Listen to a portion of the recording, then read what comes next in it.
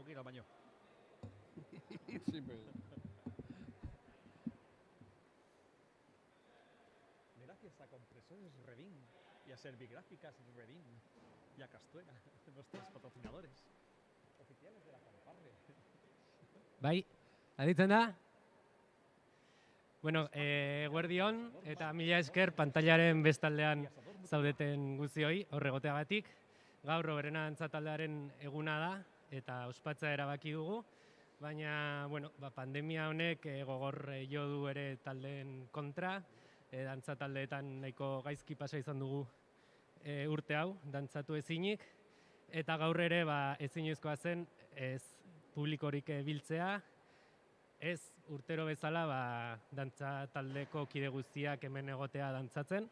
Hala ere, bueno, aukera hau izan dugu zuzenean emititzeko eta ez genuen abenduaren 3 pasatzerik nahi dantzatu gabe.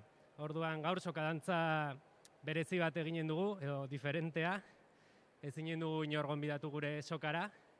Orduan zuek imaginatu zuen burua gero aurresku hori jasotzen eta sokan gurekin batera dantzatzen. Eta besterik gabe, berehala hasiko gara. Hoy es el día de Oberena Danza Taldea. Por desgracia, pues no nos podemos juntar todas y todos. No vamos a tener público. Vamos a estar 8 danzaris y 5 músicos.